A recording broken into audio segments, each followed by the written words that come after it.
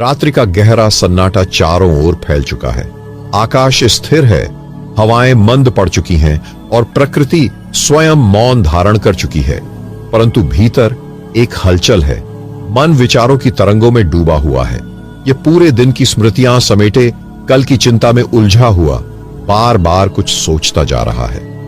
लेकिन क्या आपने कभी इस पर ध्यान दिया है? जब तक यह विचार चलते रहते हैं तब तक भीतर शांति नहीं होती, और जब विचार शून्य होते हैं तब क्या होता है? जब विचार नहीं होते तब केवल शुद्ध अस्तित्व शेष रहता है। वह अवस्था जहां शरीर की पहचान मिटने लगती है, मन की हलचल विलीन होने लगती है और अंत में केवल कुछ बचता है, तो वह है परमात्मा। ध्यान का महाप्रयोग इसी गूढ़ रहस्य को खोलता है। लेकिन यह कोई साधारण ध्यान नहीं, यह केवल एक प्रक्रिया नहीं, यह स्वयं की समाप्ति का विज्ञान है। आपका मन विचारों का जाल है जिसने आपको बांध रखा है। यह जाल टूटता नहीं, इसे केवल देखा जा सकता है। और जब देखने की यह कला आ जाती है तो धीरे धीरे मन का विलय होने लगता है। तब ध्यान घटित होता है। लेकिन यह अचानक नहीं होता। यह एक क्रमबद्ध प्रक्रिया है जो शरीर और मन दोनों को एक विशेष स्थिति में ले जाती है, जहां केवल शुद्ध अस्तित्व शेष रहता है। आप अभी जो सुन रहे हैं यह कोई साधारण ज्ञान नहीं है। यह वह विज्ञान है जिसे प्राचीन ऋषियों ने अपनी साधना से खोजा था। लेकिन इसे समझने के लिए केवल सुनना पर्याप्त नहीं, इसे अनुभव करना होगा। क्या आपने कभी इस पर ध्यान दिया है कि जब आप सोने जाते हैं तो नींद कब आती है? आप इसे पकड़ नहीं सकते। जितना अधिक कोशिश करेंगे उतनी ही दूर जाएगी। ध्यान भी ऐसा ही है। यह तब घटित होता है जब आप प्रयास करना छोड़ देते हैं। लेकिन यह केवल कहने से नहीं होता, इसके लिए सही विधि चाहिए, और वही विधि हम इस श्रृंखला में आपको देने वाले हैं। यदि आप इस यात्रा में सच में उतरना चाहते हैं तो हर शब्द को ध्यान से सुनें। यह कोई साधारण जानकारी नहीं, यह एक सीढ़ी है जो आपको स्वयं से परे ले जाने के लिए तैयार है। शरीर और मन के विलय की प्रक्रिया एक रहस्य है जिसे समझना आवश्यक है। जब ध्यान गहरा होता है तो सबसे पहले शरीर हल्का पड़ने लगता है, फिर धीरे धीरे यह विलीन होने लगता है। और यह कोई कल्पना नहीं, यह एक वास्तविक अनुभव है। जो इसे समझ लेते हैं वे जीवन और मृत्यु के पार चले जाते हैं। लेकिन पहला प्रश्न यह उठता है कि इस स्थिति में प्रवेश कैसे किया जाए।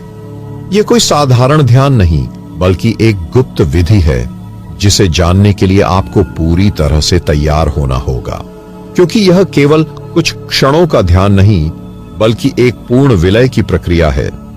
शरीर को शिथिल करना, मन को शांत करना, और फिर धीरे धीरे उस अवस्था में प्रवेश करना जहां केवल शुद्ध अस्तित्व शेष रहता है। यह सब सुनने में सरल लगता है, लेकिन जब आप इसे करने बैठते हैं तो मन हजारों दिशाओं में भागने लगता है। यही बाधा है, यही वह दीवार है जिसे पार करना होगा। शरीर और मन को तैयार करने के लिए सबसे पहला कदम है पूर्ण शिथिलता। लेकिन यह कोई साधारण शिथिलता नहीं, बल्कि एक ऐसी स्थिति है जहां शरीर और मन दोनों स्थिर हो जाए, जैसे कोई शांत झील। क्या आपने कभी किसी झील को देखा है? जब पानी हिलता नहीं तो उसमें सब कुछ स्पष्ट दिखता है, लेकिन जैसे ही कोई लहर उठती है प्रतिबिंब टूट जाता है। हमारा मन भी ऐसा ही है।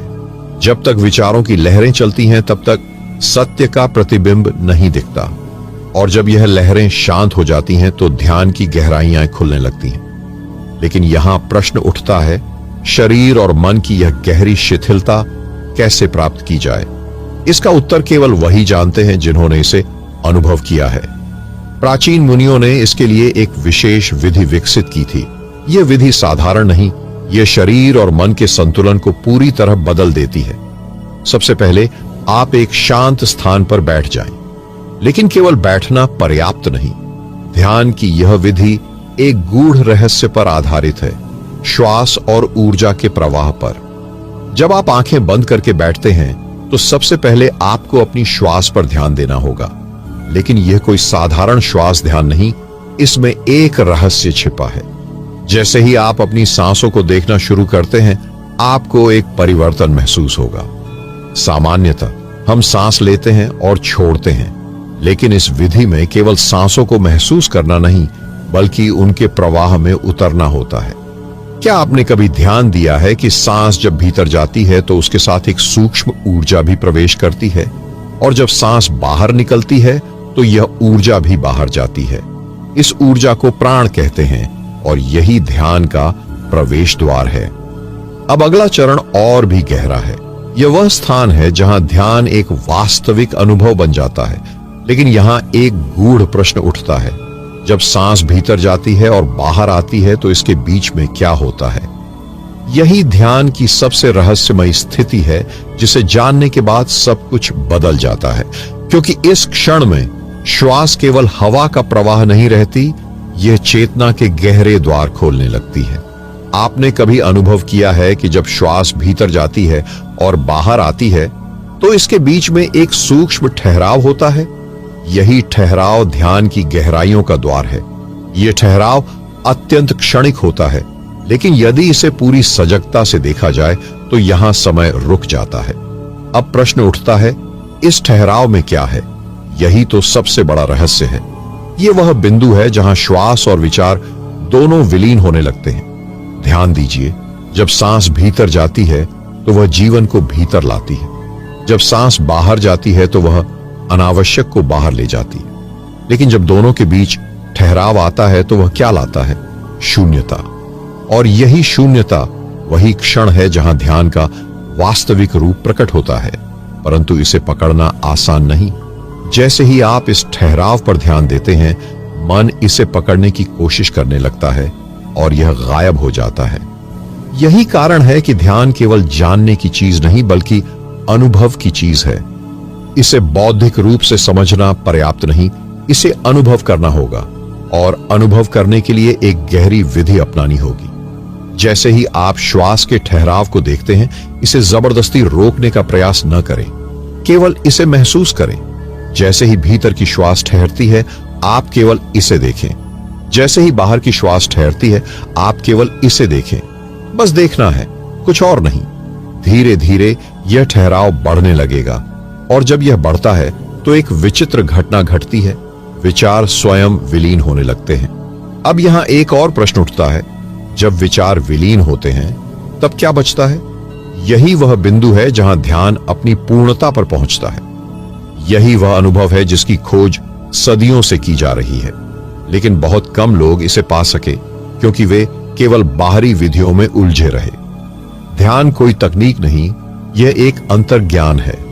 विधियां केवल मार्ग दिखा सकती हैं, लेकिन वास्तविक यात्रा आपको स्वयं करनी होती है। और इस यात्रा में सबसे बड़ा भ्रम यही है कि हम इसे किसी प्रयास से पा सकते हैं।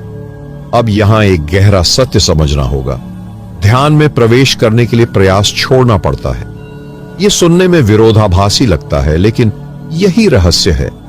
ध्यान एक ऐसी अवस्था है जो तब घटती है जब करने का भाव समाप्त हो जाता है। जब आप कुछ भी करने की इच्छा को छोड़ देते हैं, तब ध्यान प्रकट होता है। लेकिन यहां एक चुनौती है, मन सदैव कुछ करने की आदत में जीता है। जैसे ही आप शून्य में जाने का प्रयास करते हैं, मन उसे पकड़ने की कोशिश करता है, और जैसे ही आप इसे पकड़ने का प्रयास करते हैं, यह गायब हो जाता है। यही कारण है कि ध्यान में सबसे कठिन कार्य कुछ न करना है। तो फिर क्या किया जाए? कैसे उस स्थिति में पहुंचा जाए जहां मन स्वतः ही शांत हो जाए? यही वह बिंदु है जहां एक और गुप्त विधि प्रकट होती है।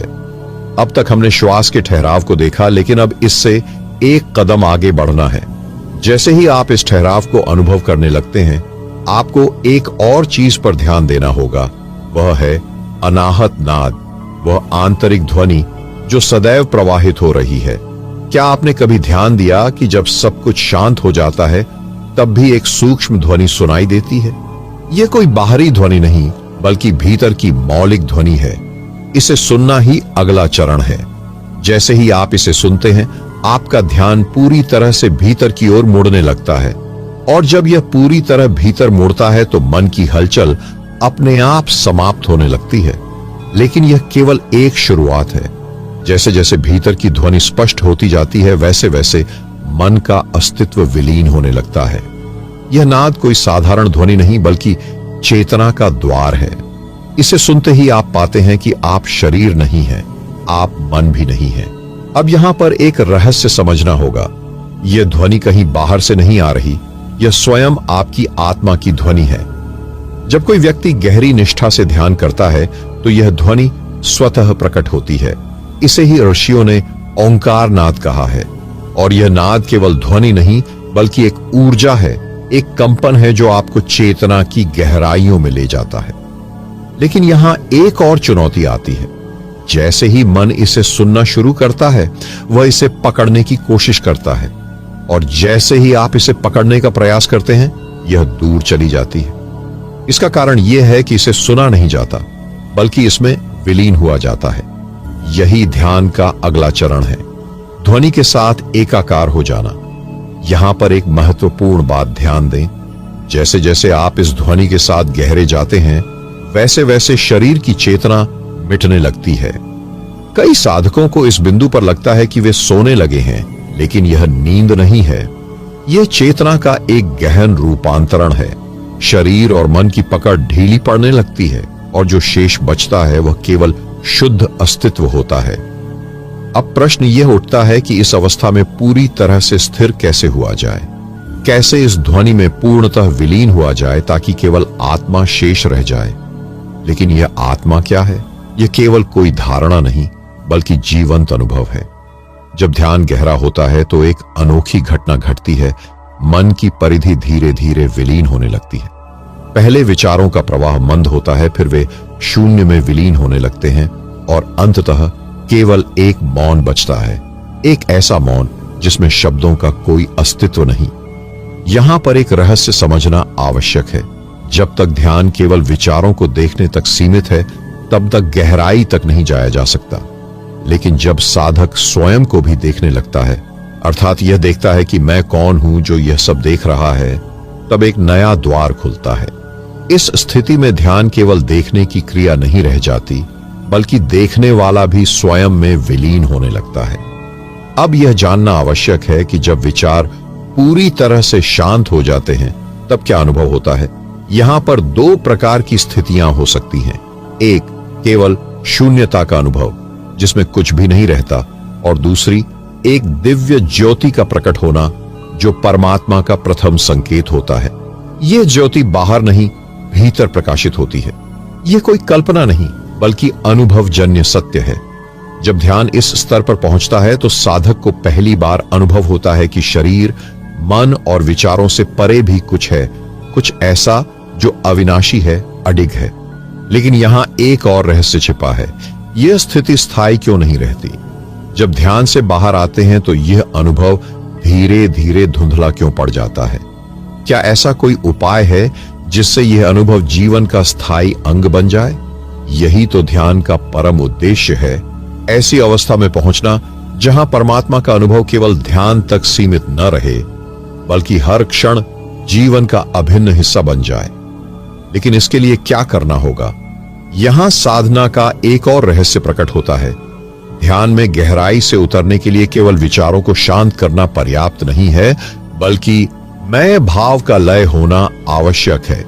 जब तक यह मैं बना रहता है, तब तक ध्यान केवल एक अनुभव मात्र रहेगा। लेकिन जब मैं विलीन होता है, तब ध्यान स्वयं में ही परमात्मा बन जाता है। अब प्रश्न उठता है कि यह मैं कैसे विलीन हो? इसे दबाने से, नकारने से या इसके विरुद्ध संघर्ष करने से यह समाप्त नहीं होता, बल्कि और अधिक मजबूत हो जाता है। लेकिन जब इसे केवल देखा जाता है, बिना किसी प्रतिक्रिया के, बिना इसे सही या गलत ठहराए, तब यह धीरे धीरे अपनी पकड़ छोड़ने लगता है।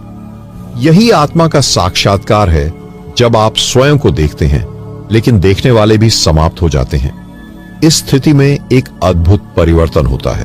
पहली बार जीवन और मृत्यु का भेद समाप्त होने लगता है। ध्यान इस गहराई में प्रवेश करता है जहां अहंकार नाम की कोई चीज नहीं बचती। अब कोई साधक नहीं होता, केवल साधना होती है। अब कोई ध्यान करने वाला नहीं बचता, केवल ध्यान शेष रहता है। यही वह स्थिति है जहां से आत्मा का वास्तविक स्पर्श होता है, जहां साधक और परमात्मा एक हो जाते हैं। लेकिन यह स्थिति कितनी देर बनी रहती है? क्या यह केवल ध्यान के क्षणों तक सीमित होती है या इसे जीवन भर बनाए रखा जा सकता है? यही प्रश्न साधक के समर्पण की परीक्षा लेता है। ध्यान में मिली शांति को, उस दिव्य अनुभव को क्या जागृत अवस्था में भी स्थायी रूप से बनाए रखा जा सकता है? अधिकतर साधक यही भूल कर बैठते हैं। वे ध्यान के दौरान तो पूर्ण शून्यता का अनुभव कर लेते हैं, लेकिन जैसे ही आंखें खोलते हैं, संसार की हलचल उन्हें फिर से खींच लेती है। तो इसका समाधान क्या है? यहां पर एक गूढ़ विधि आती है, वह विधि जिससे ध्यान केवल एक अभ्यास न रहकर जीवन का स्वाभाविक अंग बन जाता है। यह विधि बहुत सूक्ष्म है, लेकिन जिसने इसे समझ लिया वह ध्यान में इतना स्थिर हो जाता है कि कोई भी परिस्थिति उसे विचलित नहीं कर सकती। यह विधि क्या है? जिस क्षण ध्यान समाप्त होता है, उसी क्षण से साधक को अपने भीतर की मौन धारा को महसूस करना शुरू करना होता है। जैसे किसी शांत सरोवर में एक हल्की सी लहर भी ध्यान देने योग्य होती है, वैसे ही अपने भीतर चल रहे विचारों की लहरों को देखने की आदत डालनी होती है। धीरे धीरे यह अभ्यास इतना गहरा हो जाता है कि व्यक्ति बाहरी संसार में कार्यरत होते हुए भी भीतर की शांति से जुड़ा रहता है। यही वह अवस्था है जिसे योगी स्मृति जागरण कहते हैं। एक ऐसी स्थिति जहां ध्यान और जीवन एक दूसरे से अलग नहीं रहते, परंतु यहां एक महत्वपूर्ण चुनौती आती है। इसे निरंतर बनाए रखने के लिए साधक को अपनी ऊर्जा को सही दिशा में रखना होता है। जैसे पानी को एक स्थान पर रोक कर रखने के लिए उसे किसी पात्र में रखना आवश्यक होता है, वैसे ही चेतना को भी केंद्रित रखने के लिए एक विशेष तकनीक का प्रयोग किया जाता है। यह तकनीक क्या है? यह कोई बाहरी विधि नहीं, बल्कि आंतरिक सजगता का अभ्यास है। साधक को अपनी ऊर्जा को नियंत्रित करने के लिए दो महत्वपूर्ण बिंदुओं पर ध्यान देना होता है। पहला, दृष्टि का स्थान, और दूसरा, विचारों की गति। साधक की दृष्टि जितनी स्थिर होती है, उसका मन उतना ही शांत हो जाता है। ध्यान के दौरान जब आंखें हल्की सी भी हिलती हैं, तो यह संकेत होता है कि मन अभी पूरी तरह स्थिर नहीं हुआ है। प्राचीन योगियों ने इसे नियंत्रित करने के लिए एक विशेष अभ्यास बताया है। जब भी ध्यान समाप्त हो, तो तुरंत ही दृष्टि को एक बिंदु पर टिकाकर रखा जाए, विशेषकर आज्ञा चक्र पर। इससे ध्यान की स्थिति सहज रूप से बनी रहती है। दूसरा पहलू है विचारों की गति। ध्यान के दौरान विचार शून्य हो सकते हैं, लेकिन जब साधक अपनी दिनचर्या में लौटता है तो विचार पुनः सक्रिय हो जाते हैं। इसका कारण यह है कि मन की पुरानी आदतें इतनी गहरी होती हैं कि वे स्वतः ही जागृत हो जाती हैं। इसे रोकने के लिए एक अत्यंत प्रभावी विधि है, विचारों को पकड़ने से पहले ही उनकी दिशा को बदल देना। जब कोई विचार उत्पन्न होता है तो साधक को उसे तुरंत पहचान कर उसे किसी उच्च भावना या दिव्य स्मृति में परिवर्तित कर देना होता है। यह ठीक वैसे ही है जैसे कोई कांच के पात्र में अशुद्ध जल डाल दे और उसे तुरंत स्वच्छ जल से भर दिया जाए। धीरे धीरे अशुद्ध जल स्वयं ही बाहर निकल जाएगा और केवल निर्मल जल रह जाएगा। इसी प्रकार जब साधक प्रतिदिन अपने विचारों को दिव्यता की ओर मोड़ता है, तो एक समय ऐसा आता है जब विचार स्वतः ही शुद्ध हो जाते हैं। लेकिन यहां एक और गहरी विधि आती है, सांसों के माध्यम से मन की शुद्धि। क्या श्वास को एक विशेष लय में लाकर विचारों को समाप्त किया जा सकता है? इसका उत्तर छिपा है श्वास की गहराई में। श्वास केवल हवा का प्रवाह नहीं, बल्कि चेतना की एक सीढ़ी है। जैसे जैसे श्वास की लय बदलती है, वैसे वैसे मन की स्थिति भी बदलने लगती है। यही कारण है कि जब कोई व्यक्ति क्रोधित होता है तो उसकी सांसें तेज हो जाती हैं, और जब कोई गहरी शांति में होता है तो उसकी सांसें स्वाभाविक रूप से धीमी हो जाती हैं। ध्यान में एक विशिष्ट अवस्था आती है जिसे नाड़ी संयोग कहा जाता है। यह वह स्थिति होती है जब साधक की श्वास इतनी धीमी हो जाती है कि वह लगभग अदृश्य सी लगने लगती है। उस समय केवल एक हल्का कंपन अनुभव होता है, मानो शरीर और मन विलीन हो रहे हों। इस स्थिति में प्रवेश करने के लिए एक अत्यंत प्रभावी विधि का अभ्यास किया जाता है। श्वास को मात्र देखना, उसे बदलने का कोई प्रयास न करना, बल्कि उसे सहज रूप से बहने देना। जब साधक श्वास के प्रति इतना सजग हो जाता है कि वह प्रत्येक श्वास के आरंभ और अंत को देख सकता है, तो एक विशेष अवस्था उत्पन्न होती है। साधारणतः हम यह अनुभव नहीं कर पाते कि एक श्वास समाप्त होती है और दूसरी श्वास शुरू होने के बीच एक सूक्ष्म विराम होता है। यही वह क्षण है जहां ध्यान का वास्तविक द्वार खुलता है। प्राचीन योग ग्रंथों में इसे केवल कुंभक कहा गया है। वह अवस्था जब श्वास रुक जाती है, लेकिन किसी प्रयास से नहीं बल्कि स्वाभाविक रूप से। यह कोई बाहरी नियंत्रण नहीं बल्कि एक आंतरिक प्रक्रिया है जो तब होती है जब मन पूर्ण रूप से वर्तमान क्षण में स्थिर हो जाता है। लेकिन प्रश्न यह उठता है कि क्या केवल श्वास को देखने से ही यह अवस्था प्राप्त हो सकती है या इसमें और भी कोई रहस्य छिपा है? यह प्रश्न साधक के भीतर एक जिज्ञासा उत्पन्न करता है और यही जिज्ञासा उसे ध्यान की अगली अवस्था में ले जाती है। केवल श्वास को देखने मात्र से मन पूर्णतः स्थिर नहीं होता। कुछ क्षणों के लिए यह शांत हो सकता है, लेकिन फिर विचारों की एक हल्की धारा पुनः प्रवाहित होने लगती है। इसका कारण यह है कि विचार केवल मन की आदतों का परिणाम नहीं है, वे ऊर्जा के प्रवाह से भी जुड़े होते हैं। प्राचीन मुनियों ने खोजा था कि ध्यान की गहराई में जाने के लिए केवल बाहरी शांति पर्याप्त नहीं, बल्कि आंतरिक ऊर्जा प्रवाह को भी नियंत्रित करना आवश्यक है। इस ऊर्जा प्रवाह को योग में प्राण कहा गया है।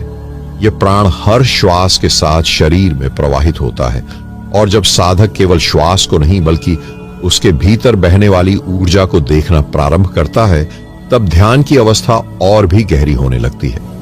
इस बिंदु पर ध्यान देने वाली एक महत्वपूर्ण बात यह है कि जब श्वास धीमी होती है तो मन भी धीमा हो जाता है।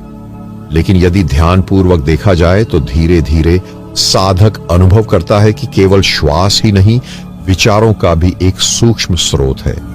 जैसे कोई तरंगें समुद्र की गहराई से उठती हैं, वैसे ही विचार भी किसी गहरे स्रोत से जन्म लेते हैं। इस स्रोत को जानना, इस स्रोत को देखना, यही ध्यान का अगला चरण है।